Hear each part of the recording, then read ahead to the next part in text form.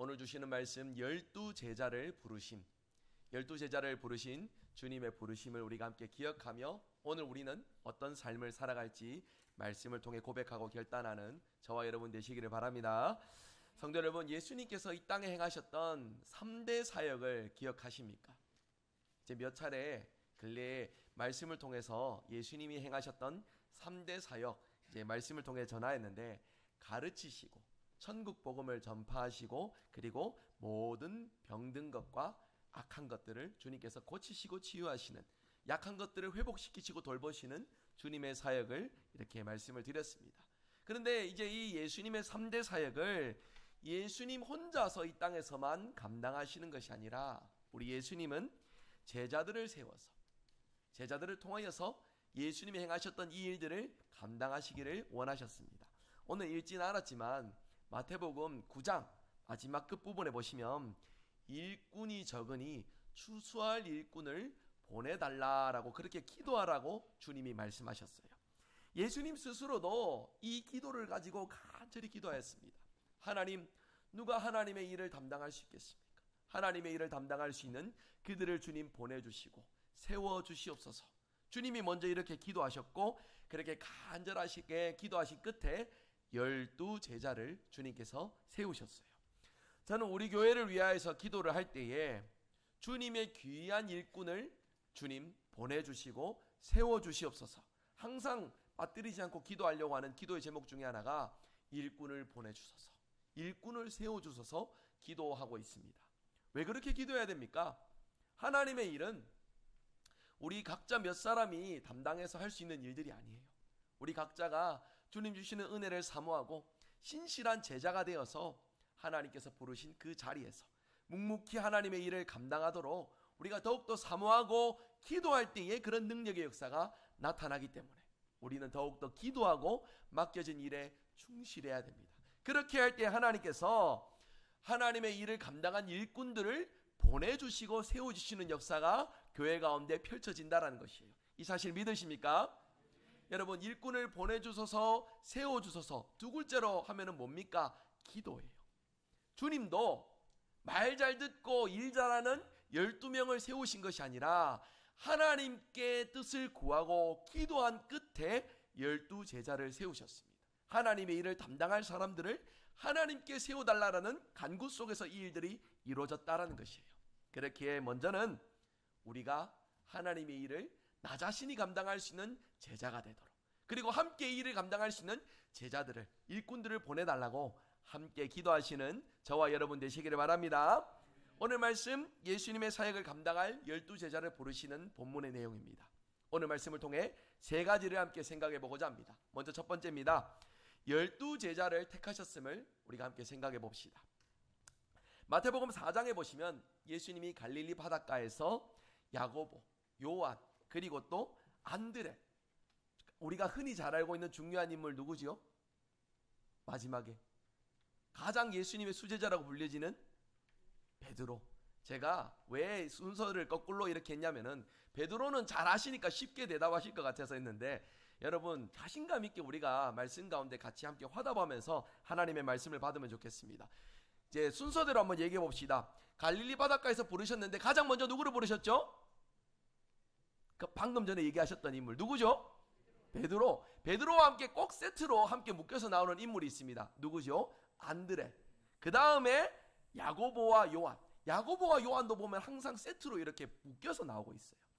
이 정도는 우리가 쉽게 기억할 수 있지 않습니까? 순서대로 한번 다시 해볼까요? 베드로, 안드레, 야고보, 요한. 자, 예수님이 이렇게 제자를 부르셨는데 여기까지 하면 몇 명입니까? 4명이지요. 그리고 마태복음 9장의 가버나움에서 그 가버나움 세관에 앉아있던 세리한 사람을 부르시는 장면도 나옵니다. 혹시 누군지 기억하시겠습니까? 마태, 맞습니다. 잘 아시는데 왜 이렇게 다들 소극적으로 계십니까? 충분히 잘 아는 인물들인데. 여러분, 자, 마태까지 부르셨습니다. 여기까지만 하면 몇 명이죠? 자, 그 뒤에 여기까지만 부르는 것으로 끝이 나는 것이 아니라 예수님은 정확하게 12를 제자 삼으셨다라고 말씀을 합니다. 그런데 여러분, 예수님을 따르는 제자들이 12명만 있었던 것이 아니에요. 마태복음 5장 1절에 보시면 산상수훈 말씀이 시작되는 내용에 보니까 예수께서 무리를 보시고 산에 올라가 앉으시니 제자들이 나온지라 말씀을 합니다. 부르신 장면을 통해서 우리가 5명 정도는 확인했는데 예수님의 제자라고 불려지는 이들이 5명 정도가 아니라 훨씬 많이 있었음을 보게 된다는 것이에요. 이러한 사실을 분명히 알 수 있는 구절이 있습니다. 누가복음 6장 13절인데요. 화면 한번 보시면 같이 읽어볼까요? 같이 읽습니다. 밝음에 그 제자들을 부르사 그 중에서 12를 택하사 사도라 칭하셨으니, 제자들을 부르시고, 그러니까 12명만 제자로 부르신 것이 아니라 부르신 많은 제자들 중에서 12를 불러서 제자 삼으시고 그들을 제자라는 명칭과 함께 또 다른 명칭을 주십니다. 뭐라고 부르셨죠? 사도라 칭하셨다라고 말씀합니다. 단순히 무리들 중에서 12를 택하신 것이 아니라 무리들 중에 제자들을 부르시고 부르신 제자들 중에서 12를 택하셨다라는 것을 성경을 통해 우리가 확인할 수 있습니다. 여러분, 이러한 내용을 통해서 우리가 예수님 주변에 세 부류의 사람들을 우리가 좀 정의해 볼 수 있어요. 하나는 무리들입니다. 이들은 예수님께 와서 예수님의 말씀을 듣고 예수님을 따르다가 자기 일이 있으면 집으로 돌아갑니다. 그렇게 자기의 필요와 목적이 이루어지면 자기의 삶의 자리로 돌아가는 이들입니다. 예수님께 와서 병 고칠 것이 있으면 병 고침을 받고, 자기의 삶에 어떤 문제들이 있으면 문제를 해결받고, 그러고 나서 자기의 삶의 자리로 돌아갑니다. 또 그런 가운데 시간적인 여유나 형편이 되면은 또다시 주님께로 와서 주님의 말씀을 듣고 주님께 필요한 것을 구합니다. 그들이 무리라라고 이제 성경은 무리라고 정의를 합니다. 두 번째는 제자가 있습니다. 이들은 예수님께 와서 예수님의 말씀을 듣습니다. 예수님을 믿고 예수님을 따릅니다. 그러면서 자신의 삶을 들여서 예수님께 헌신하는 이들을 제자라고 부르고 있지요. 예수님에게 제자들이 많습니다. 그런데 왜 특별히 12의 제자를 택하였느냐? 제자들은 이미 많이 있는데, 신실한 자들이, 준비된 자들이 많은데 왜 12를 택하셨느냐? 예수님은 구약시대 하나님의 백성 상징인 이스라엘이죠. 이스라엘의 지파가 몇입니까? 12지파지요. 그리고 이제 이 신약시대에는 예수님께서 12지파에 상응하는 새로운 공동체 새 이스라엘을 세워가기를 원하시기에 12제자를 부르셨어요. 그들을 사도라 부르시고 그들에게 부르신 목적을 부여하여 주십니다. 오늘 말씀에 보니까 2절에 보니까 12사도라 이렇게 되어 있습니다. 12 외에는 사도라고 부르지 않아요. 많은 제자들이 있지만 그 제자들 중에서도 12를 택해서 그들을 사도라고 부르시면서 엄격하게 구별을 해놓으셨다는 것입니다. 여러분, 사도라는 뜻을 아십니까? 사도라는 이제 이 원어적인 의미, 헬라어 원어에 담겨져 있는 뜻은 보냄을 받은 자라는 뜻이 담겨져 있어요. 보냄을 받았다. 예수님께 제자로 부름을 받았는데 구체적으로 이 제자들 중에서 특별한 사명을 부여받고 보냄을 받은 자라고 해서 사도라고 불렀다는 것입니다. 쉽게 말하면 이것입니다. 예수님의 대리인이에요. 우리가 대통령이 특별하게 임무를 부여해서 누군가를 파견합니다. 그에게 어떤 명칭을 부여하지요? 특사라고 말을 합니다. 왕의 어떤 이제 직무를 수행하는데 왕이 가지 못하니까 대신 사람을 보내는 사람을 특사라고 말을 하지요. 이처럼 사도들은 왕이신 예수님을 대신하는 사람, 예수님을 대신해서 예수님의 권세를 가지고서 하나님의 일을 하는 사람들을 사도라고 세우셨다라는 것입니다. 예수님은 그들을 직접 부르셨습니다. 1절에 보니까 그들에게 권세를 다 주시고, 중반부에 보니까 더러운 귀신을 쫓아내며 모든 병과 약함을 고치는 권능을 주셨다라고 말씀을 합니다. 사도들의 능력이 있는 것이 아니라 주님께서 권능을 주셨기에 이 일을 감당하도록 부름받았다는 것을 나타내는 것이죠.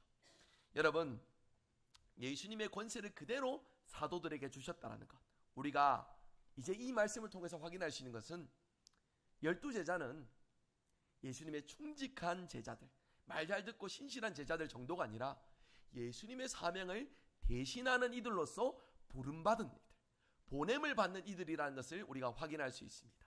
오늘 말씀 두 번째입니다.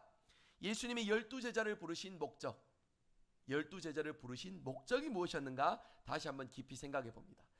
앞부분인데요, 마태복음 9장 37절 말씀 우리 한번 화면 보시고 같이 읽어볼까요?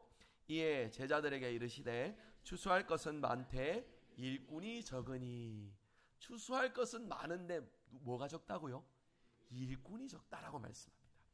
제자들을 부르실 때에 부르신 목적이 무엇입니까? 추수할 일꾼으로 세우기 위해서 그들을 부르셨다라는 것이에요.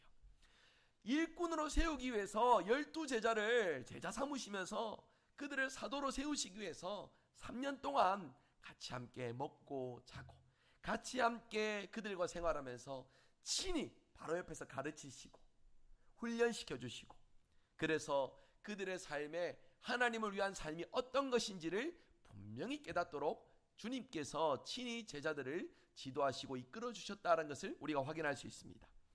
먼저는 예수님 대신 이 예수님의 사명을 감당해야 되기 때문에 예수님이 밀접하게 그들을 훈련시켜 주셨음을 우리가 기억해야 됩니다. 에베소서 2장에 보시면 하나님께서 교회를 사도들과 선지자들의 터 위에 세우셨다라고 말씀합니다. 여러분, 예수님의 사역의 결과물이 무엇입니까? 이 땅에 교회가 세워진 것입니다. 교회를 통하여 많은 영혼들이 주님께로 돌아오는 일을 담당하도록 가장 먼저 주님이 하신 일이 무엇입니까? 12사도를 세우신 것이에요.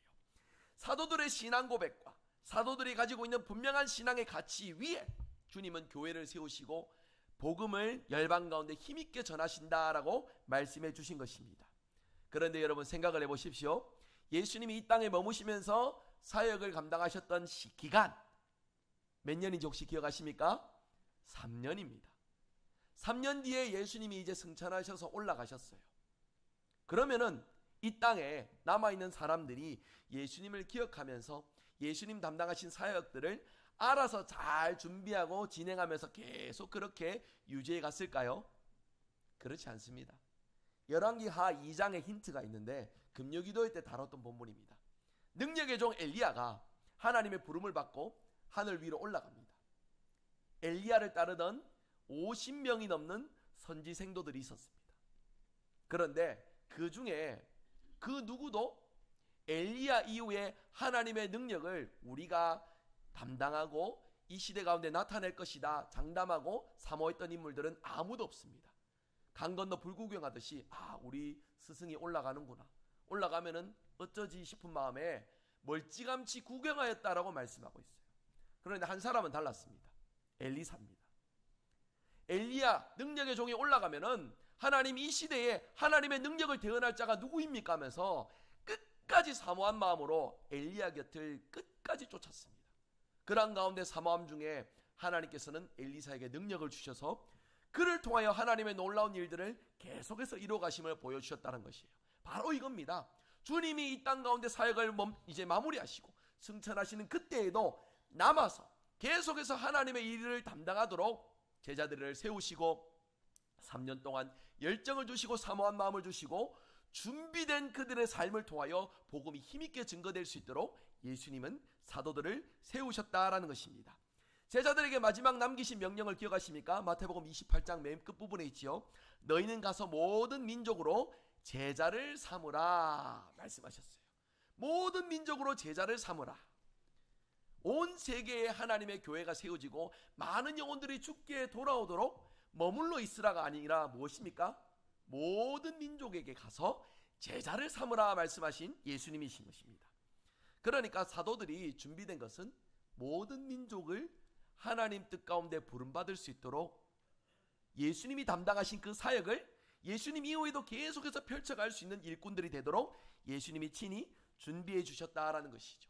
여러분, 그 결과가 무엇이냐? 사도행전 11장에 나옵니다. 사도행전 11장에 보면은 예루살렘을 넘어서 첫 번째로 이방 가운데 세워진 교회 안디옥 교회가 등장을 합니다. 거기서 많은 사람들이 예수님을 믿습니다. 복음의 깊은 은혜를 맛보아서 주님께로 돌아오고 삶이 변화되는 역사가 나타납니다. 그래서 그 안디옥 교회의 성도들, 그 신자들을 가리켜서 교회 밖의 사람들이 그들을 가리켜 뭐라고 불렀는지 혹시 기억하십니까? 그리스도인이라고 했습니다. 교회 안에서 우리는 그리스도인입니다 지칭한 게 아니에요. 예수님을 믿고 변화된 사람들의 모습을 보고 야, 저 사람들은 그리스도인이다. 영어로는 뭐죠? 크리스찬이다 이렇게 부르잖아요. 크리스찬이라는 단어에 크라이스트하고 뒤에 이안이라는 내용이 붙어가지고 이 무슨 말이냐면 예수님께 속한 사람들, 예수님께 속한 사람들이라고 그렇게 불렀다라는 것이에요. 여러분, 그냥 그들이 교회를 다니니까 그렇게 불렀던 것이 아닙니다. 안디옥 교회를 통하여 복음을 영접하고 변화된 사람들의 모습, 그들의 모습이 세상 속에 영향을 끼쳤기 때문에 그렇게 불려진 것이에요. 아니, 이 사람은 전에 자기 성격대로 마음대로 살더니 교회를 다니더니 예수님을 믿더니 이야, 희한하게 바뀌었네, 희한하게 변화되었네 싶은 마음에 이야, 그리스도인이구나 이렇게 불려지면서 안디옥 교회의 수많은 성도들의 모습을 통하여 오늘날 예수님을 믿는 사람들의 대명사 그리스도인이라는 용어가 만들어졌다라는 것입니다. 여러분, 무슨 뜻입니까? 단순히 교회를 다니면서 종교 생활을 한 것이 아니라 예수님의 복음을 영접하고 예수님의 복음을 맛보고 변화된 삶을 추구했던 이들의 모습이라는 것이에요. 그 시작이 무엇이냐? 사도를 세우시고 그들이 먼저 변화를 경험하여서 교회는 단순히 진리를 깨닫고 지식을 쌓고 그렇게 자기 만족을 이루는 것이 아니라 우리 자신이 깨어지고 변화되는 곳이라는 것을 나타내기 위해서 주님이 12사도를 변화시키기 위해 그들을 부르셨다는 것이에요. 여러분, 교회는 예수님의 제자들이 예수님을 따르며 예수님을 경험하며 예수님과 함께 믿음으로 살아가기를 다짐하고 고백하는 사람들의 모임입니다. 믿으십니까? 제자들의 모임이에요. 무리들의 모임이 아닙니다. 우리 볼 일이 있어갖고 와가지고 적당히 은혜 받고 만족을 누리고 다시 세상에 살아가서 우리의 삶을 추구하는 것이 아니라 그러한 우리의 삶의 자리를 뒤로하고 주님의 말씀을 깨닫고 주님 뜻대로 살아가기를 고백하면서 변화를 경험하고 삶의 열매를 누리는 사람들의 모임, 사람들의 실제적인 삶이 바로 교회, 그리스도인의 삶이라는 것입니다. 우리 한번 따라서 해보기를 원합니다. 무리가 되지 말고 제자가 됩시다. 여러분, 우리 자신을 한번 살펴보면서 진정으로 이 고백에 합당하게 살아가고 있는지 좀 생각해 보면 좋겠습니다. 나는 내 형편에 따라서 왔다 갔다 하는 그런 사람은 아닌지, 무리가 아닌지 한번 오늘 말씀을 통해 깊이 우리를 돌이켜보면서 우리 대구성결교회 모든 성도들은 예수님을 영접하고 변화를 경험하여 삶 속에서 날마다 주님과 동행하며 승리하는 예수님의 제자가 되시는 저와 여러분 되시기를 주님의 이름으로 축복합니다. 오늘 말씀 세 번째입니다. 예수님은 어떤 이들을 제자로 부르셨는지 한 번 더 생각해 봅시다. 오늘 말씀 2절, 3절, 4절에 이름들이 쭉 기록되어 있습니다. 마태복음, 마가복음에도 기록되어 있는데 공통점이 있어요. 예수님의 제자들 순서들을 거론할 때에 맨 앞에는 언제나 베드로가 나옵니다. 그리고 맨 뒤에는 항상 누가 나올까요? 가룟 유다가 나옵니다. 특별히 마태복음에는 제자들의 이름이 둘씩 짝을 이루어서 나오는데 아까 전에 했던 짝 그대로 나오죠. 베드로와 안드레, 야고보와 요한. 이 사람들이 우리는 어떤 인물들인지 잘 알고 있습니다. 누굽니까? 어부 출신이에요. 갈릴리 호수, 갈릴리 바닷가에서 물질하고 고기를 잡던 어부 출신들입니다. 마태는 누굽니까? 우리로 치면은 일제강점기에 일제에 부역했던 사람이에요. 세리, 자기 세금을 걷어들여서 로마에 바치고 이제 적정한 세율이 아니라 자기 이문을 추구하고자 세리들은 높은 이제 세율을 가지고서 세금을 착취했었습니다. 그런 일을 담당했던 인물이니 당시 유대인들 동족에게 존경받고 사랑받는 이들이었겠습니까? 아니죠. 미움받는 사람이었습니다. 멸시받고 미움받던 세리 마태를 예수님의 제자로 부르셨습니다. 또 등장하는 인물 중에 가나나인이라고 나오는데 가나나인, 열심당원을 말합니다. 열심당원, 그때 당시 유대인을 지배했던 이제 지배층이 누구입니까? 로마 제국입니다. 로마 제국의 압제에 있으니 그들로부터 독립하고자 열심을 다했던 이들을 열심당원이라 했는데 예수님의 제자 중에도 이 열심당원이 있었음을 보여줍니다. 여러분, 이러한 명단 속에서 우리가 기억해야 될 것이 있어요. 뭐냐면 그 시대를 주름잡는 영웅, 그 시대에 특별히 능력 있고 아니면 부자거나 시대에 영향력을 끼칠 만한 특출난 인물은 이 명단 속에 있을까요? 없을까요? 없습니다. 여러분, 이 명단에는 평범한 일상을 살아가는 사람, 지극히 평범하게 살아가는 사람, 하루 벌고 하루 먹고 그렇게 자기 필요를 위해서 너무나도 평범한 일상을 살아가는 이들의 모습, 그들을 가운데 예수님께서 부르셨다라는 것이에요. 쉽게 말해서 능력이 출중하고 쓸만해가지고 예수님이 부르신 이들이 아니다라는 것입니다. 여러분, 이 12제자의 택하심은 오늘날 우리 성도들을 부르신 하나님의 부르심, 우리 교회의 축소판과도 같아요. 오늘 우리가 생각을 해보면은 우리도 그렇지 않습니까? 시대의 어떤 대표되는 영웅, 특출나게 재능과 능력이 많은 이들이 우리가 함께 모여 있는 것이 아니라 지극히 평범한 사람들이 성령 안에서 하나가 되어서 주님의 일을 담당하고 함께 수고하고 동역하는 아름다운 곳이 어디입니까? 교회이지요. 여러분, 고린도전서 1장에 보시면 이런 내용이 있습니다. 형제들아, 너희 교회를 한번 살펴봐라. 너희 중에 어떤 사람들이 많이 있느냐? 미련하고 약하고 멸시받는 사람들이 대부분이 아니냐? 사도 바울이 고린도전서 1장에 이렇게 말을 하고 있어요. 무슨 뜻이냐? 성도는 지극히 평범한 이들이란 겁니다. 그러면 하나님은 평범한 사람들을 통하여서 무엇을 원하시느냐? 평범한 사람들이 평범한 일을 하는 것이 아니라 평범한 사람들이 하나님의 은혜를 힘입어서 하나님의 놀라운 일들을 펼쳐가는 것이 바로 하나님의 부르심이고 하나님의 계획임을 우리에게 말씀해주고 있습니다. 여러분, 우리 중에 구원받았음을 우리 스스로 자랑할 사람 누가 있습니까? 내가 예수님을 여러 종교들 중에 비교해 보니까 성경이 참 특별하네, 특출나네. 그렇지, 그래서 내가 교회를 다녀야 되겠어. 내가 성경을 택했고 내가 하나님을 믿기로 결정했고. 우리 중에 누가 그런 사람이 있습니까? 여러분, 우리의 지식과 우리의 어떤 생각과 마음으로는 믿어지지 않는 것이 정상일지 모릅니다. 연약한 죄인으로서 하나님의 구원의 진리를 우리의 생각과 진리, 우리의 어떤 마음으로서는 받아들일 수 없어요. 그러나 우리 안에 역사하시는 성령 하나님, 창세전부터 택하시고 구원하신 하나님의 은혜로 우리의 마음이 열려지고 우리의 생각이 열려지고 복음을 받아들일 수 있게 되었다는 것입니다. 우리가 받은 구원을 자랑할 수 없습니다. 하나님이 그저 값없이 택하여 주시고 은혜로 선물로 주신 것이기 때문인 것입니다. 여러분, 이 사실을 통해서 우리가 기억할 것이 있습니다. 우리는 하나님 앞에, 교회 앞에 겸손해야 됩니다. 우리가 가지고 있는 직분이나 우리가 맡고 있는 역할이나 우리가 신앙생활을 해왔던 모든 세월이나 이런 것들 속에서 내가 그래도 이 정도인데 싶은 마음은 하나님 주신 마음이 아니에요. 하나님 주시는 마음은 우리의 공로가 아닌 하나님의 은혜로 구원받았음을 기억하며 겸손하게 부름받은 자리에서 묵묵히 하나님의 뜻을 나타내는 것이 하나님께서 원하시는 우리의 신앙의 모습이 되어야 한다는 것을 말씀을 통해 우리가 한 번 더 기억하면 좋겠습니다. 그런 의미에서 강조하는 것이, 여러분 우리 한번 따라해 볼까요? 우리는 지극히 평범한 사람입니다. 여러분, 우리가 특출나서 믿음 생활하는 것이 아닙니다. 평범함 중에도, 부족함 중에도 베푸시는 은혜로 믿음 생활할 수 있음을 기억하며 더욱더 겸손히 하나님의 뜻을 높이며 그 뜻을 위하여서 힘써 살아가시는 저와 여러분 되시길 바랍니다.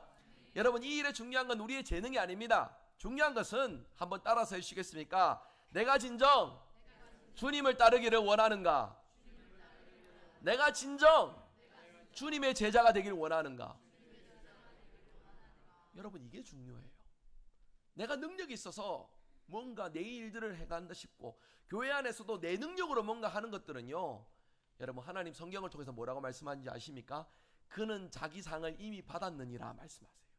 자기 재능으로 자기 일을 감당해서 다른 사람들에게 박수받고 칭찬받는 것으로 이미 자기 상을 다 받는 것이에요. 그러나 우리가 하나님의 일을 사모하고 주님의 제자로서 주님의 일을 담당하기 원하면은 우리를 통하여서 먼저는 하나님 영광 받으시고 우리를 통해서 놀라운 하나님의 은혜의 역사가 펼쳐진다는 것입니다. 믿으십니까? 이 일의 핵심은 사모함입니다. 주님, 내가 주님의 제자가 되길 원합니다. 주님의 일을 담당하길 원합니다. 그래서 이 메마르고 황폐한 시대 속에 주님이 원하시는 일들을 나의 삶을 통해 펼치길 원합니다라는 이 마음에 주님은 위대한 역사, 은혜의 역사를 이뤄가심을 믿으시길 바랍니다.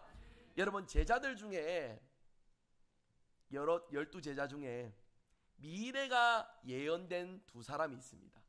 기억하십니까? 오늘 제자들 목록 중에 제일 첫사람과 끝사람이에요. 누굴까요? 베드로하고 가룟 유다지요. 맞습니다. 베드로라고 이제 불리기 전에 여러분, 베드로의 본명을 혹시 아십니까? 시몬 베드로라고 하지요. 그래서 예수님께서는 그를 부를 때에 요한의 아들 시몬아, 장차 너를 게바라 하리라. 게바는 아람어고요. 아람어 뜻이 반석이라는 뜻입니다. 장차 너는 반석이 될 것이다 라고 예수님 말씀하셨어요. 여러분, 베드로 출신이 무엇이었습니까? 어부입니다. 얼마나 드세고 어려운 일입니까? 그러나 묵묵히 오랜 세월 그 일을 감당했던 베드로는 반석과도 같이 심지가 굳고 성실한 사람이었을 것입니다. 그런데 예수님께서 너는 게바다 하지 않고 너를 게바라 할 것이다, 미래적으로 장차 게바로 불릴 것이다 라고 말씀하셨어요. 그 말을 들을 때 베드로가 나는 충분히 지금도 게바라 불릴만 한데 나만큼 신실하고 나만큼 이렇게 성실한 사람 누가 있겠나 싶은 어떤 그런 마음이 들었을지도 모릅니다. 여러분, 마태복음 16장의 베드로의 신앙 고백을 기억하십니까? 주는 그리스도시요 살아계신 하나님의 아들이십니다. 베드로가 이 신앙 고백을 하였지요. 예수님이 칭찬하셨습니다. 그런데 그 뒤에 바로 나오는 내용, 예수님이 내가 예루살렘에 올라가서 고난을 받게 될 것이다 라고 말씀할 때에 베드로의 반응이 어땠는지 기억하십니까? 예수님에 대하여서 항변하였다라고 합니다. 무슨 뜻입니까? 예수님 무슨 말씀입니까? 예루살렘에 올라가시면 영광 받으셔야지 무슨 고난을 받으신다고, 그리 마옵소서 하면서 주는 그리스도시요 살아계신 하나님의 아들이십니다 라고 고백했던 신앙 고백의 대상에 대하여서 마음에 들지 않는다고 막 화를 내고 불평하는 모습을 보여줬어요. 예수님 거기에 대해서 뭐라고 말씀하신지 기억하십니까? 사탄아 내 뒤로 물러가라 말씀하셨어요. 방금 전에 베드로의 신앙 고백을 두고서 그 신앙 고백 위에 교회를 세우겠다 말씀하신 예수님이 그 즉시 이어지는 베드로의 반응에 대해서 사탄아 내 뒤로 물러가라 말씀하셨습니다. 여러분, 방금 전에는 성령 충만 가운데 신실한 믿음의 고백을 가졌는데 베드로가 어째서 이런 반응을 하였던 것입니까? 자기 스스로의 어떤 욕심, 자기의 입장, 자기의 생각을 앞세우다 보니까 하나님의 뜻을 거스르고 그 뜻을 거스름 속에 마귀가 침투했기 때문에 이런 모습이 된 것이에요. 여러분, 베드로의 호언장담은 한 번 더 있었습니다. 무엇입니까? 예수님이 십자가를 지시고 이제 고난 받으신 것들을 나타내실 때에 다 주를 버릴지라도 저는 주님 안 버립니다 라고 호언장담했던 게 베드로입니다. 여러분, 우리가 짐작해 보건대 이때 베드로는 진심이었을 겁니다. 그런데 나중에 예수님이 잡혀가시고 제자들이 다 뿔뿔이 흩어져 갑니다. 호언장담했던 베드로는 어떻게 되었습니까?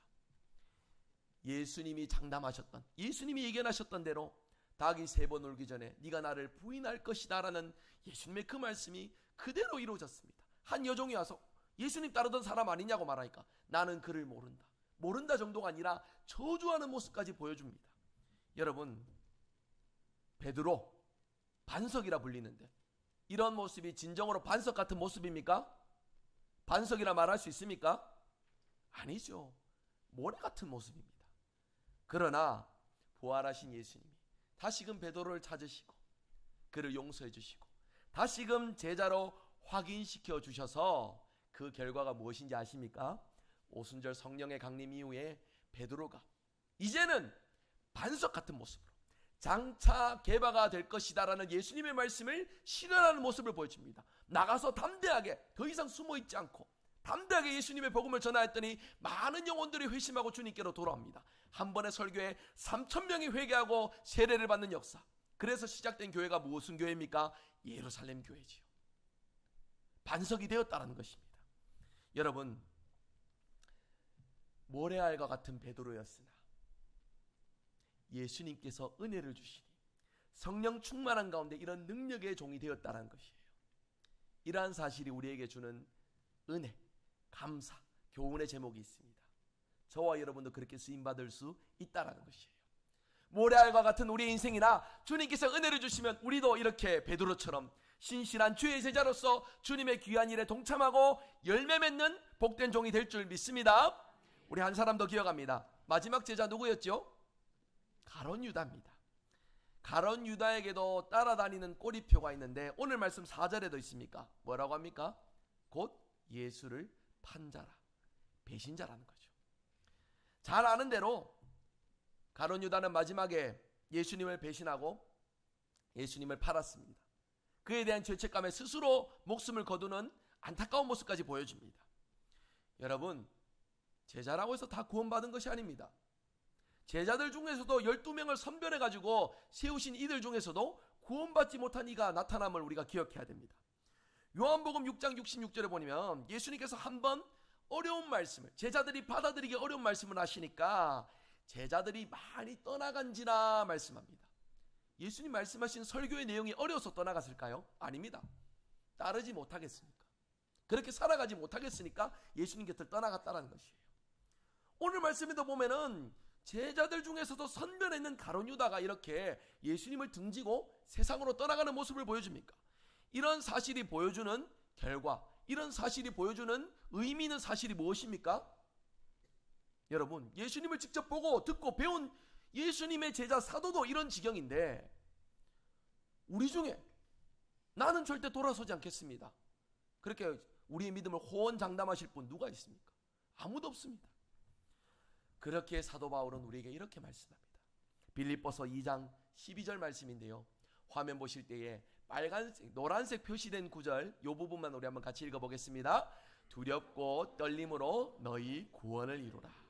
언제나 겸손한 마음으로 주님을 의지하여서 호언장담하는 우리의 믿음이 아니라 늘 주님의 은혜 속에 믿음으로 한 걸음 한 걸음 제자로 살아가는 저와 여러분 되시기를 바랍니다. 베드로 사도도 우리에게 베드로후서 1장 10절을 통해 이렇게 말씀합니다. 노란색 글씨 한번 읽어봅니다.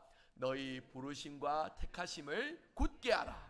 여러분, 우리의 부르심과 택하심을 굳게 하기 위해서 오늘 우리는 어떻게 살아가고 있습니까?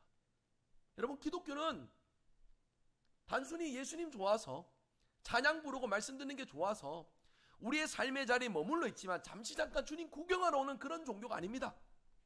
우리의 삶의 주인이 예수님이시기에 내 것을 뒤로 하고 주님 기뻐하신 것을 쫓겠습니다, 주님의 제자로 나아가는 것이 바로 기독교의 핵심이며, 그렇게 살아가는 이들이 그리스도인 예수님을 통해 변화를 경험하는 이들이 되어야 함을 말씀하고 있습니다.